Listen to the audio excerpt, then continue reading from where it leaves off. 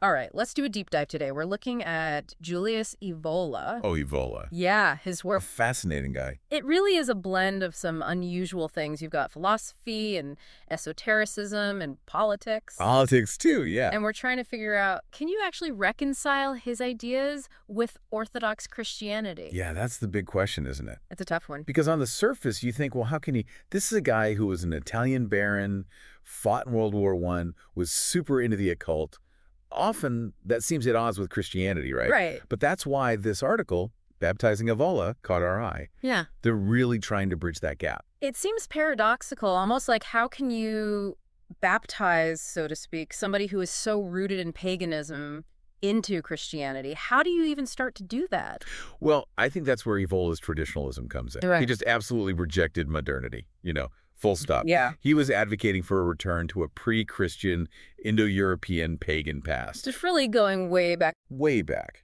Think like monarchies, aristocratic rule. He saw that as the natural order of things. So he's looking back to a time before what he would have considered the decline of the West. The decline, exactly. And I think the author of this article actually agrees with some of that critique of modernity. Oh, totally. Right. They see modern society as built on, I don't know, a shaky foundation, just as Evola did. Yeah. So they're both kind of searching for a more solid, a more traditional way of life. Okay, but so if he's yearning for this pre-Christian world, where does Christianity fit in? I mean, didn't he initially reject it completely? He did, yeah. Yeah. At first, he saw Christianity as just another product of modernity, Oh, wow. contributing to the West's downfall, right? Okay. But then something shifts after World War II. That's where it gets really interesting. What changed his mind? Well, it wasn't a complete 180, Yeah. but he started to see the Roman Catholic Church as like a potential preserver of tradition. It's interesting. He even called himself a Catholic pagan at one point. Whoa. Back up. Catholic pagan. I know, it's a real head-scratcher, right? Yeah. But the author suggests that maybe he was starting to see some underlying truth in Christianity, even if he didn't fully convert. Okay, so we've got this guy who loves tradition, rejects Christianity, then sort of sees it in a new light. But how do you baptize this whole philosophy? Where do you even start? Well, the author uses this analogy of early Christians Okay. who essentially baptized pagan cultures, integrating them into their worldview. Right. They argue you could do the same with Evola's ideas. Even if they seem pagan on the surface. Totally, even if they seem like, whoa, this is the opposite of Christianity. So is the author saying there are parts of his thought that actually line up with Christianity? Like what specific? But one example is Evola's concept of race. Okay, no. Now, before you freak out, Yeah. this is the Evola we're talking about, right? Right. He's not talking about biology or skin color. Gotcha. For him, race was about the strength of your soul, your connection to a higher spiritual realm. Right. He thought some folks, especially like aristocrats, just had a more refined spiritual essence. So it's less about physical traits and more about spiritual hierarchy. Exactly. Like some people are just closer to the divine. Exactly. And the author points out that Christianity, isn't a stranger to hierarchy either. Think about the clergy, for example. Right. They're seen as having a special connection to God, a spiritual authority. So you're saying that even though the word race might seem jarring, Evola's concept could actually fit with Christian ideas about like spiritual levels, development? Yeah, it's a surprising connection, isn't it? That's a pretty surprising connection. Yeah. And it gets even more intriguing when you consider Evola's views on monarchy and hierarchy. But she was very passionate about. Yeah, this was a big deal for him. Yeah, he was all about kings and queens, seeing that as the most natural form of government. He absolutely was. Right. For Evola, monarchy mirrored the order of the universe itself. The king was a link between heaven and earth, a divinely appointed leader. Yeah. And this, of course, goes completely against the equality that liberalism promotes, Right. which Evola just hated. So how does this king-loving, hierarchy-obsessed philosopher end up getting baptized? Where's the link to Christianity there? Well, there's this Evola quote the author highlights, Okay. where he says his principles were just the sane and normal ones from before the French Revolution. Okay. Think about what Europe was like back then. Largely Christian, ruled by monarchs. Right. Yeah. So the author is saying that even though he rejected Christianity, the kind of traditional society he wanted actually had Christian roots, Exactly. It's like he's accidentally advocating for a return to a Christian past, just without the actual Christianity. just without the actual Christianity, yeah. It's really making me see Evola in a new light, Right. like uncovering these unexpected connections to Christian ideas, even though he expressed them in a totally different way. Yeah, that's the exciting part of this deep dive. Bridging two worldviews that seem worlds apart. Totally. But, of course, we can't ignore the more challenging aspects of his thought. You're talking about his views on women and sexuality. Oh, yeah. Right. Yeah. Because I've heard those are pretty controversial, to say the least. They are, and we need to be upfront about that. Yeah. Evola's views on women are often labeled as misogynistic. Yeah.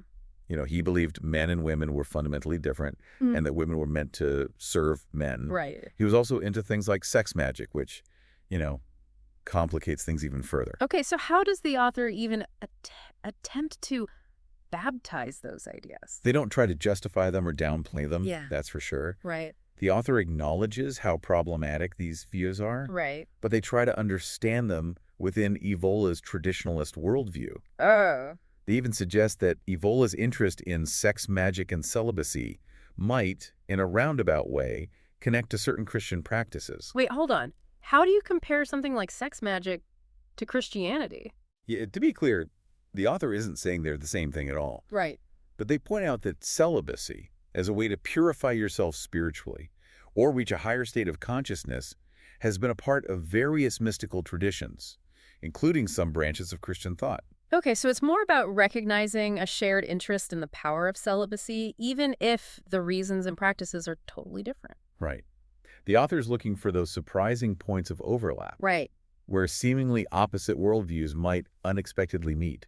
This is mind-blowing, talking about baptizing the philosophy of a man who, in many ways, seemed to oppose Christianity. I know. It's making me rethink how we even categorize ideas. Maybe seemingly opposite things aren't so different after all. And that's the thought-provoking nature of this whole deep dive. It is. We're not just looking at Evola in isolation. We're viewing him through the lens of Christian thought, Right. which leads to some really fascinating and sometimes uncomfortable questions. It's like we're trying to fit two puzzle pieces that don't seem to belong together. Exactly. And as we continue to explore Evola, we'll hit even more of these tough-to-fit pieces. Oh. His potential leanings towards primitivism, for example, add another layer of complexity to this whole baptism attempt. Primitivism. That sounds interesting. What does that even mean in Evola's context? Well, primitivism is basically the belief that humans should return to a simpler, pre-civilized state of nature, Okay. ditching technology, institutions, all the complexities of modern life. Right. And there are hints of this in Evola's work, particularly in his views on women and sexuality. Hold on. How does that even fit with his traditionalism? Those seem like opposites. That's the puzzle we need to solve. Yeah. Evola was a traditionalist, right? Who Right. believed in spiritual growth, perfecting humanity, higher values. Yeah. But then there's this potential primitivist streak that Yeah. seems to celebrate a more animalistic, less civilized way of being. Like a conflict within Evola himself. Totally. A struggle between the primal and the spiritual. Exact. And that struggle lies at the heart of this whole baptizing Evola idea. Okay. Can you reconcile those seemingly opposite elements of his thought with Christian principles? Hmm. Or are some parts just fundamentally incompatible? That's the big question we're wrestling with here. It's making me wonder how Evola's own life played out, Yeah. especially in his labor years. Uh-huh. Did he ever resolve this tension in his own thinking? That's a great question. Yeah. And to answer it, we need to explore Evola's life after World War II. All right. This period was marked by both physical suffering and, a growing disillusionment with the modern world. Okay, let's delve into that next. Yeah, let's do it. This is where it seems like his personal story and his philosophy really intertwine. Exactly. By understanding his later years, we might gain deeper insight into how his thought evolved and whether there was any chance of baptizing those complex and often contradictory ideas. Evola's life during World War II took a really dark turn. Yeah. He was walking one day when an Allied bombing raid hit, and he ended up paralyzed from the waist down. It's hard to imagine the impact of something like that. Yeah. You're going about your life and suddenly everything changes. Everything changes. And I imagine that, that physical and emotional trauma just really shaped his worldview, which was already, pretty bleak. It really seemed to fuel that disillusionment with the modern world. Yeah. Like he saw his personal tragedy as a microcosm of this decay he believed was eating away at Western civilization as a whole. It's almost Shakespearean, right? It is. This brilliant mind full of life and ideas, struck down in his prime Right. and left to grapple with such immense pain. There is a certain element of tragedy to it. There really is. And it's even more poignant when you realize that despite his intellect, his spiritual pursuits, he never really seemed to find a way out of that despair. It makes me think about that video footage of him from the 1970s. Oh, yeah? Frail in a wheelchair. Right. But his eyes still have that fire, that intense intelligence. Yeah. It's powerful, but also heartbreaking. It is. It is. Yeah, it's a striking image. It is. You see the essence of Evola. Yeah. Brilliant, defiant, but ultimately limited by his own worldview, even as the world kind of shrinks around him. Trapped by his own ideas, almost unable to adapt, find solace as the world continued to change. I wonder, did this trauma change his perspective on Christianity at all? Well, there's no evidence of a full-blown conversion, Right. but you do see hints of a growing respect, particularly for the Catholic Church. Okay. It's like he recognized the traditionalism it embodied, even if he couldn't bring himself to fully embrace the faith itself. So maybe not a change of heart, but a recognition of shared values. Yeah. Like he saw that Christianity, at least in its pre-modern forms, might have some answers to the problems that he saw in the world. That's one interpretation the author explores. Yeah. And it makes you wonder, what if he had lived longer? Right. Could he have eventually found a way to reconcile his traditionalist beliefs with Christian thought? It's an intriguing what-if scenario. It is. Yeah, imagining an alternate timeline where Yeah. he takes a different path and maybe even finds kind of peace within a Christian framework. Yeah. Who knows? Who knows? But even without that hypothetical reconciliation, his legacy holds a powerful irony, I think. Oh, absolutely. This man who rejected Christianity, even mocked it at times, may have inadvertently led others towards faith. Yeah, like an accidental prophet. Yeah, pointing the way to something he couldn't quite grasp himself. It really speaks to the power of ideas, It does. how they can take on a life of their own, Yeah. leading people down paths their creators never envisioned. Which brings us back to this whole baptizing Evola concept. Right. Is it even possible? Can you truly integrate his ideas, even the problematic ones, into a Christian worldview? That's the challenge the author lays out for us. Yeah. It's an invitation to wrestle with the intricacies of Evola's thought, to sift through the controversial elements and see if any nuggets of truth can be salvaged, Right. reinterpreted through a Christian lens. And this isn't just some academic exercise. No, not at all. Evola's ideas, flaws and all, they still resonate with certain groups today, especially Yeah. those who feel disillusioned with modern life Definitely. and yearn for a return to, traditional values. You're absolutely right. Yeah. And that's what makes this deep dive so important. It's not about blindly endorsing Evola's entire worldview, but understanding its appeal, dissecting its various parts, and asking ourselves, are there elements that align with the Christian understanding of the world? Yeah, it's a call for thoughtful engagement, Yes. for carefully considering ideas, even those we might find repulsive or dangerous at first glance. Precisely. And that discernment requires honesty about Evola's shortcomings. Right. We can't shy away from his problematic views on women Yeah. or his potential primitivist leanings, which clash with Christian values of human dignity and spiritual growth. Let's talk more about that tension between his traditionalism and his potential primitivism, because it feels like a fundamental contradiction in his thought. It does. Yeah. And it's something we have to address head on if we're serious about exploring this whole baptizing Evola idea. Primitivism, with its back-to-nature ethos, seems fundamentally at odds with Evola's own belief in spiritual hierarchy, human potential, and the pursuit of higher ideals. So how do we make sense of these seemingly opposing forces? Yeah. Did Evola ever reconcile them himself? It's possible he never fully did. Okay. Perhaps his primitivist leanings were like a shadow side to his traditionalism, a Interesting. yearning for a simpler, more instinctual life that coexisted with his intellectual pursuit of spiritual truths. That's a really interesting way to think about it. Yeah. There's this internal battle within Evola. Absolutely. A tug of war between the primal and the transcendent. Exactly. Yeah. And that internal struggle mirrors the larger debate about baptizing him? Can we separate the good from the bad, so to speak? Can we take the valuable insights from his traditionalism while rejecting the harmful elements, like his misogyny and potential glorification of a pre-civilized state? It's a delicate balance, It is. trying to engage with a thinker who offers both profound wisdom and deeply troubling perspectives. And that's the heart of intellectual and spiritual discernment, isn't it? Right. It's not about blindly accepting or rejecting an entire worldview, but carefully examining its individual components, recognizing both its strengths and weaknesses, and then deciding what aligns with our own values and understanding of the world.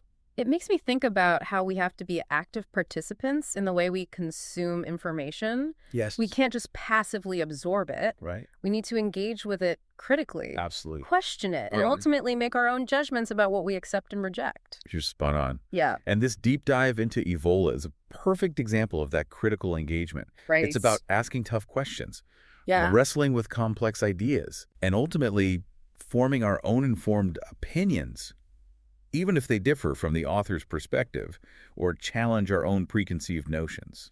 It's like we're all part of this ongoing conversation. We are. This centuries-long search for truth Yes. that encompasses such a diverse range of viewpoints, even those that seem completely incompatible at first. And that's the beauty of intellectual exploration, isn't it? Mm-hmm. It's a journey without a fixed destination. Yeah.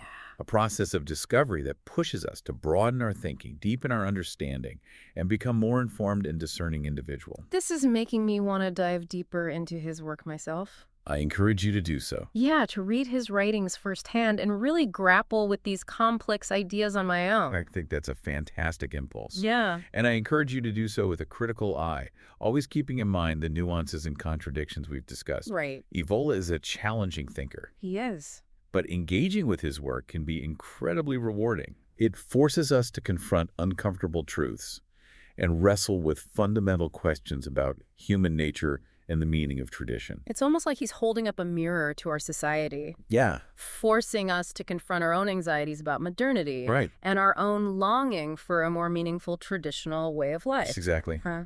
And whether or not we agree with his conclusions, Evola's work provides a valuable starting point for essential conversations about the values we hold dear, the future we envision, and the kind of world we want to create. It's a reminder that even the most controversial figures can spark important dialogues You can. and offer insights that might otherwise remain hidden. Absolutely. Yeah. And that's the power of engaging with ideas, even those that challenge us, provoke us, or make us uncomfortable. Right. It's through this intellectual wrestling that we grow, Yeah. refine our understanding, Mm-hmm. and ultimately move closer to a more complete and nuanced understanding of truth.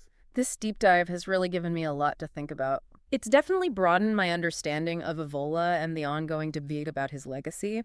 It's also raised some big questions about the nature of tradition, the challenges of modernity, and the possibility of finding common ground between seemingly opposite worldviews.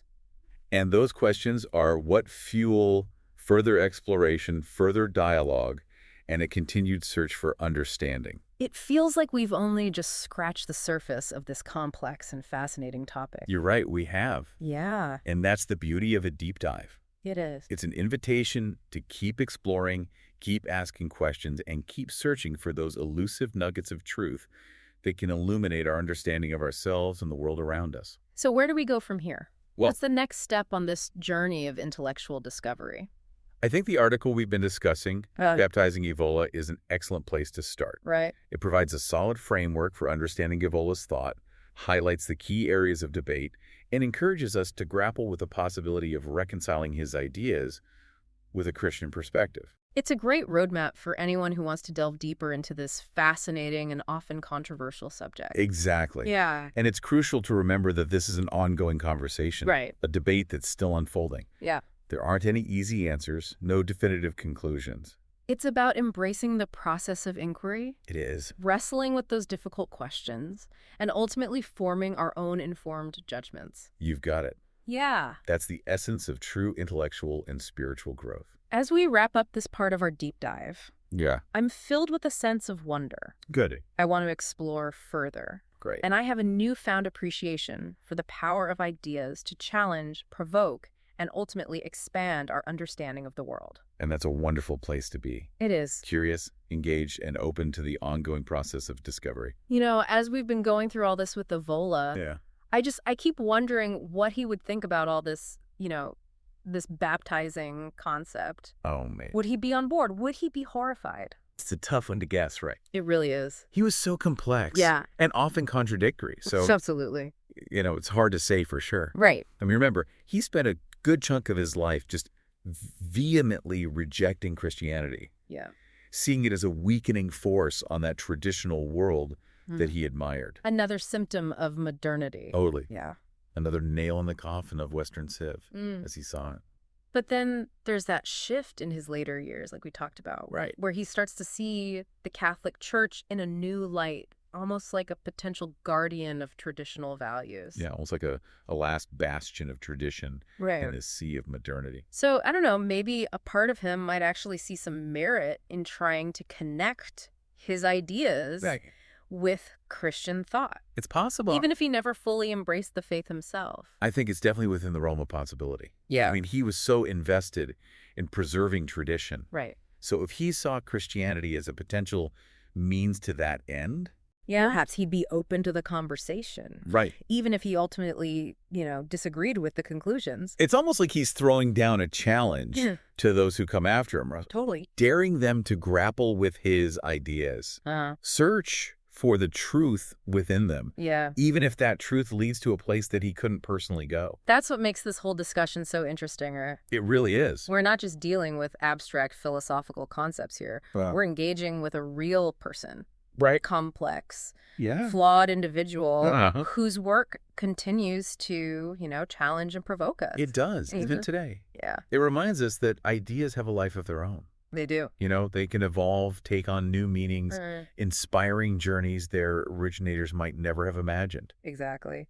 And that's why it's so crucial to approach ideas with, a critical and open mind. Yeah. We might find ourselves drawn to aspects of a thinker's work that we initially found, repugnant, or discover flaws in ideas we once held sacred. It's a process, isn't it? It is. Of reevaluation, Yeah. of peeling back the layers of meaning, Absolutely. wrestling with the complexities of truth.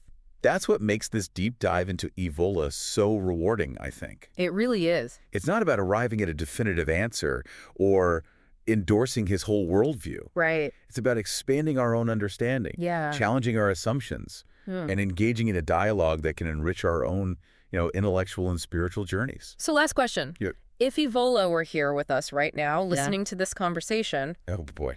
what do you think he would say? I think he'd have a lot to say, Yeah. and it wouldn't all be agreeable, I imagine not. right?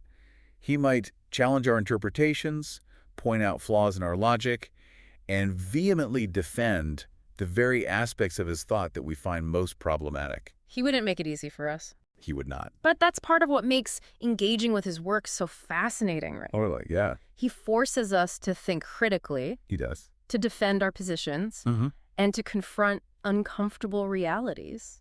And in the end, that's what makes this whole process of intellectual exploration so valuable. It is. It's not about finding easy answers or confirming our biases. Right. It's about challenging ourselves, Yeah. broadening our understanding, and embracing the inherent complexity of truth. And with that thought, I think we've reached the end of our deep dive into the world of Julius Evola. It has been a journey It has. full of twists and turns. Yes, But ultimately, I think a rewarding one. absolutely.